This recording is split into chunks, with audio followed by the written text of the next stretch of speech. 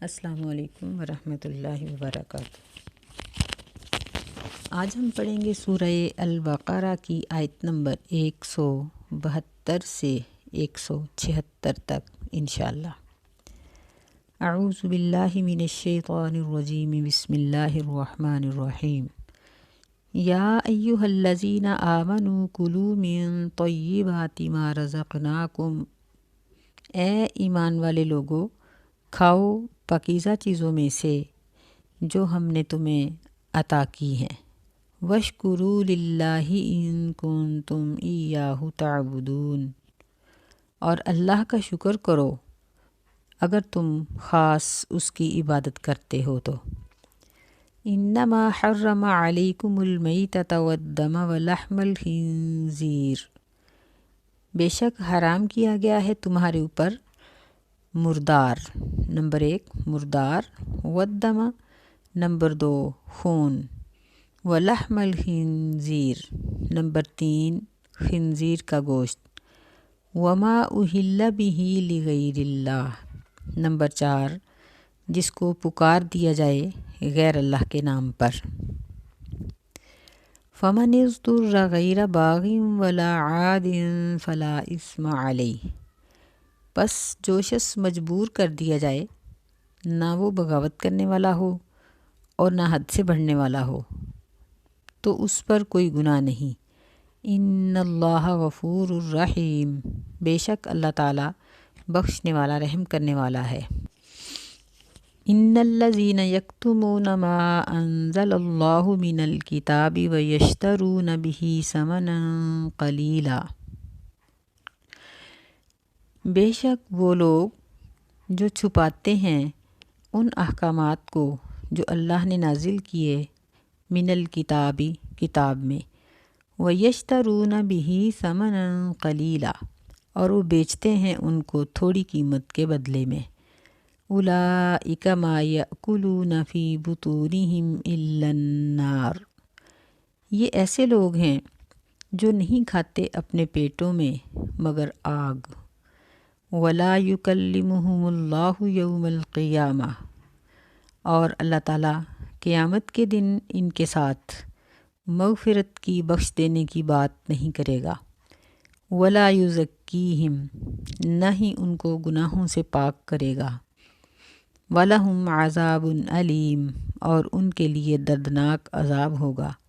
اولئک الذین اشتروا الضلالۃ بالہدیٰ، یہ وہ لوگ ہیں جنہوں نے گمراہی کو خرید لیا بالہدیٰ ہدایت کے بدلے میں، والعذاب بالمغفرہ، اور عذاب کو خرید لیا بخشش کے بدلے میں۔ فما اصبرہم علی النار، پس یہ کس قدر صبر کرنے والے ہیں آگ پر۔ ذالک بأن اللہ نزل الکتاب بالحق، یہ عذاب ان کے لیے اس وجہ سے ہے کہ بے شک اللہ تعالیٰ نے نازل کیا ہے کتاب کو حق کے ساتھ۔ وَإِنَّ الَّذِينَ اخْتَلَفُوا فِي الْكِتَابِ لَفِي شِقَاقٍ بَعِيدٍ، اور بے شک جو لوگ اختلاف کرتے ہیں کتاب کے بارے میں، کتاب کے متعلق، ضرور وہ دور کی مخالفت میں ہیں۔ اب ہم اس سبق کو دوبارہ دیکھتے ہیں۔ یا ایہا الذین آمنوا، یہاں اللہ تعالیٰ نے ایمان والے لوگوں کو خاص طور پر مخاطب کیا ہے، جبکہ پچھلی آیات میں اللہ تعالیٰ نے یا ایہا الناس کہہ کر یہی حکم دیا تھا۔ تو بات وہی ہے جو پچھلے سبق میں کی گئی تھی کہ حلال اور طیب چیز کا اثر انسان کی طبیعت، عادات اور حالات پر ہوتا ہے۔ اس لیے اللہ تعالیٰ نے عام لوگوں کو بھی حکم دیا، مومنین کو خاص طور پر حکم دیا، اور انبیاء علیہم السلام کو بھی یہی حکم دیا۔ اور یہ اسلام کی خوبصورتی بھی ہے کہ جو حکم انبیاء کے لیے ہے وہی عوام کے لیے ہے، جو عوام کے لیے ہے وہی انبیاء کے لیے ہے، جس سے یہ بات واضح ہوتی ہے کہ دین اسلام کا شارع، شریعت کو بنانے والا خود اللہ ہے، اور پیغمبر یہ اس کا حکم پہنچانے والے ہیں۔ یہ شریعت کے اندر اپنی مرضی سے کوئی کمی بیشی نہیں کر سکتے، اور ایسی ہی مومنین بھی اللہ تعالیٰ کے حکم کے تابع ہیں۔ اللہ نے اپنے پیغمبروں کو مخاطب کر کے فرمایا یا ایھا الرسل کلوا من طیبات واعملوا صالحا، کہ اے انبیاء علیہم السلام کی جماعت پاکیزہ کھاؤ اور نیک عمل کرو۔ اور مومنین کو بھی فرمایا یا ایھا الذین آمنوا کلوا من طیبات ما رزقناکم، کہ جو کچھ ہم نے تمہیں دیا ہے پاکیزہ چیزیں ان کو کھاؤ، کیونکہ عبادت بھی اسی کی قبول ہوتی ہے، دعا بھی اسی کی قبول ہوتی ہے جو حلال کھاتا ہے۔ حرام کھانے والے کی کوئی بھی عبادت قبول نہیں، نہ اس کی دعا قبول ہوتی ہے۔ تو اللہ نے دوسرا حکم اس آیت میں یہ دیا کہ وَاشْكُرُوا لِلَّهِ إِن كُنتُمْ إِيَّاهُ تَعْبُدُونَ، کہ اللہ کا شکر کرو اگر تم اس کی عبادت کرتے ہو۔ تو پہلے پارے میں ہم پڑھ آئے ہیں کہ اللہ تعالیٰ نے لوگوں کو کہا یا ایھا الناس اعبدوا ربکم، کہ اے لوگو اپنے رب کی عبادت کرو، جس کی وجہ یہ ہے کہ وہ تمہارا خالق ہے، رازق ہے، اس نے زمین و آسمان کو بنایا اور ہر چیز کو انسان کے لیے اس نے تخلیق فرمایا، تو اس کی عبادت کرو۔ یہاں بھی اللہ تعالیٰ نے یہ حکم دیا ہے کہ اس کا شکر کرو اگر تم اس کی عبادت کرتے ہو، یعنی عبادت میں یہ چیز لازم ہے کہ انسان اللہ کا شکر گزار ہو۔ تو شکر کی وضاحت کیا ہے؟ اگر صرف زبان سے تعریف کو شکر کہا جائے تو یہ مکمل نہیں، کیونکہ صرف زبان سے جو تعریف کی جاتی ہے اسے حمد کہا جاتا ہے۔ شکر یہ ہوتا ہے کہ انعام کرنے والے کی نعمت کی ضرورت محسوس کرنا، پھر اس کی ذات کو پہچاننا، پھر اس کی اس نعمت کا شکر گزار ہونا، پھر اس کی نعمت کو اس کے حکم کے مطابق خرچ کرنا اور اس کو غلط کاموں میں خرچ کرنے سے بچنا۔ یہ شکر کی چند شرائط ہیں جن کو پورا کرنا ضروری ہے۔ فرمایا ہے کہ یہ شرائط پوری کرو، اور اس کے ساتھ ساتھ حلال کی وضاحت فرمائی، اور 4 چیزیں اس آیت کے اندر بیان کیں کہ جو اللہ نے حرام کی ہے۔ یعنی حرام اور حلال کے بارے میں یہ آیت جامع نہیں ہے، بلکہ یہاں صرف ان 4 چیزوں کا تذکرہ ہے، جبکہ قرآن مجید میں شراب اور جوا اور اس طرح کی سود کا کھانا اور بھی چند چیزوں کی حرمت کا تذکرہ ملتا ہے۔ احادیث میں بھی حرام چیزوں کی فہرست اس سے زیادہ ہے۔ تو مفسرین کا اس بات پر اتفاق ہے کہ یہ وہ 4 بڑی بڑی چیزیں ہیں جن کو مشرکین عام طور پر حلال سمجھ کے کھاتے اور کھلاتے تھے، جن میں سر فہرست مردہ جانور، چاہے وہ گائے بھینس ہو یا کوئی بھی ہو، حلال جانوروں میں سے ہو یا حرام میں سے، ہر صورت میں یہ منع ہے۔ اور آج کل میڈیکل سائنس بھی ان 4 چیزوں کو انسان کے لیے غلط قرار دے رہی ہے۔ مردہ جب اس میں سے خون نہیں نکلتا تو اس کی وجہ سے اس کے تمام جراثیم اس کے خون کے اندر ہی موجود ہوتے ہیں، اور ایسے گوشت کو کھانے والا شخص بہت سی بیماریوں کا مجموعہ بن جاتا ہے۔ والدم، دوسری چیز یہاں خون حرام کیا گیا ہے، بہتا ہوا خون، یعنی جانور کو ذبح کرنے یا زخم لگنے پر جو خون نکلتا ہے۔ تو میڈیکل سائنس اس بات کو واضح کرتی ہے کہ تمام قسم کی بیماریاں انسان کے خون کے اندر ہی پلتی ہیں۔ اس لیے اللہ تعالیٰ نے آج سے 1450 سال پہلے ہی خون کو حرام کر دیا، کیونکہ اللہ تعالیٰ سب سے بڑا اور سب سے مکمل حکیم ہے، اور انسان کے جسم کی اصلاح اور انسان کی صحت کے راز سب سے زیادہ اللہ کے پاس ہیں۔ تو اللہ نے خون کا استعمال حرام کر دیا، چاہے وہ خوراک کی شکل میں ہو یا کسی بھی صورت میں ہو۔ وَلَحْمَ الْخِنزِيرِ، سور کا گوشت۔ یہاں ہم لوگ سور کا نام لے کر اپنی زبان کو تو ناپاک کہہ دیتے ہیں، لیکن ان چیزوں کے کھانے سے باز نہیں آتے۔ حالانکہ بات یہ ہے کہ اگر اس کے نام کے اندر نجس ہو، پلیدگی ہو، تو اللہ تعالیٰ قرآن مجید کے اندر اس کا نام کیوں ذکر کریں؟ بات یہ ہے کہ تمام جانور، تمام مخلوقات، جن و انس کے علاوہ اللہ تعالیٰ کے تابع فرمان ہیں، اور کسی کے نام میں بھی نجس اور پلیدگی نہیں ہے، بلکہ ان جانوروں کے کھانے میں ناپاکی ہے۔ تو یہاں خنزیر کے گوشت کا ذکر کیا گیا ہے، اس لیے کہ جانور کو ذبح کرنے کا سب سے بڑا مقصد گوشت کا حاصل کرنا ہوتا ہے۔ تو جب ایک جانور کا گوشت ہی حرام ہے تو اس کی ہڈیاں، اس کی انتڑیاں، اس کی چربی، اس کے ناخن، اس کے بال، یہ سب چیزیں بالاولیٰ حرام ہوں گی۔ اور یہاں خاص خنزیر کا ہی کیوں ذکر کیا گیا ہے؟ باقی جانوروں کا تذکرہ کیوں نہیں ہوا؟ اس لیے کہ یہ حرام جانوروں میں سے پرورش پانے والا، سب سے زیادہ پرورش پانے والا اور آسانی سے حاصل ہونے والا جانور ہے۔ جب یہ حرام ہوگا تو وہ جانور جن کو حاصل کرنا مشکل ہے، جس طرح شیر، چیتے، ریچھ وغیرہ، تو وہ بالاولیٰ حرام سمجھے جائیں گے۔ اس کی ایک وجہ یہ بھی ہے کہ حرام جانوروں میں سے سب سے زیادہ بیماریوں کے جراثیم خنزیر میں پائے جاتے ہیں۔ میڈیکل سائنس اس بات کو ظاہر کرتی ہے کہ انسانی جسم میں جانوروں سے منتقل ہونے والی بیماریوں میں سے سب سے زیادہ بیماریوں کا سبب خنزیر ہی ہے، کہ اس کے جسم میں بہت زیادہ ایسے جراثیم ہیں جو انسان کے جسم میں بیماریوں کو منتقل کرتے ہیں۔ اس لیے اللہ تعالیٰ نے اس کا خاص طور پر ذکر کر کے حرام کیا، کیونکہ اللہ تعالیٰ کی عادت مبارک ہے کہ کسی بھی حکم میں یا تو سب سے زیادہ پائی جانے والی چیز کا ذکر کرتے ہیں یا سب سے کم، تاکہ باقی چیزیں اس کے ماتحت ذکر ہو جائیں۔ چوتھی چیز اللہ نے یہ ذکر کی، وما اہل لغیر اللہ، وما اہل بہ لغیر اللہ، کہ جس کو غیر اللہ کے نام پر پکار دیا جائے۔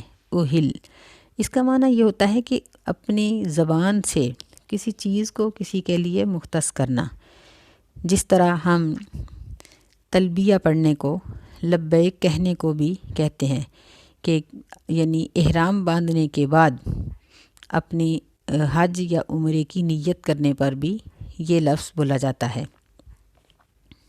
یعنی کسی بھی کام کے وقت اپنی نیت کو ظاہر کرنا، چونکہ مسلمان کو حکم ہے کہ وہ جانور کو ذبح کرتے وقت بسم اللہ اللہ اکبر کہے، جبکہ مشرکین اپنے جانوروں کو ذبح کرتے وقت اپنے بتوں کا نام لیتے تھے، اور آج کے مشرک بھی جانوروں کو ذبح کرتے وقت اپنے ان پیشواؤں کا نام لیتے ہیں جن کے نام پر اس کو ذبح کیا جاتا ہے۔ تو ایسا جانور جو اللہ کے سوا کسی بھی اور کے نام پر، کسی اور مقصد کے لیے، کسی بدعت کے لیے، کسی غیر اسلامی تہوار کے لیے ذبح کیا گیا ہو، اس کا کھانا حرام ہے۔ مثلاً کرسمس ڈے پر اگر کوئی ایسا جانور جو خاص کرسمس کی تقریب کے لیے ذبح کیا گیا ہو، یا اسی طرح باقی مذاہب کی تقریبوں کے لیے جو جانور حلال کیے جائیں وہ سب حرام ہیں۔ فمن اضطر غیر باغ ولا عاد، اگر ایک شخص اضطراری حالت میں ہے، مثلاً کسی جزیرے میں پھنسا ہوا ہے، یا کہیں چھپا ہوا ہے، یا کسی قید میں ہے، اور وہاں اس کی اس قید یا مجبوری کا سبب حکومت سے بغاوت نہیں، مالک سے، حکومت سے، اہل خانہ سے بغاوت نہیں، بلکہ کوئی مجبوری ہے، ولا عاد، اور وہ اللہ کی حدوں کو توڑنے والا بھی نہیں ہے، کسی پر زیادتی کر کے بھاگا ہوا نہیں ہے، اور اسلام کے خلاف کوئی کام کر کے چھپا ہوا نہیں ہے، ایسی صورت میں اس کو کوئی بھی نباتات میں سے چیز میسر نہیں، کوئی پتا، کوئی لکڑی، کوئی چیز بھی اس کو کھانے کے لیے میسر نہیں سوائے حرام کے، تو وہ اپنی جان کو بچانے کے لیے اتنا سا کھا سکتا ہے کہ اس کی سانس جاری رہے، لیکن لذت حاصل نہ کرے۔ یعنی یہ نہیں ہے کہ اب وہ اضطراری حالت میں ہے تو وہ اس گوشت کے ٹکے کباب اور اس طرح کی چیزیں بنا بنا کر کھانا شروع کر دے، یا بہت پیٹ بھر کے کھائے، نہیں۔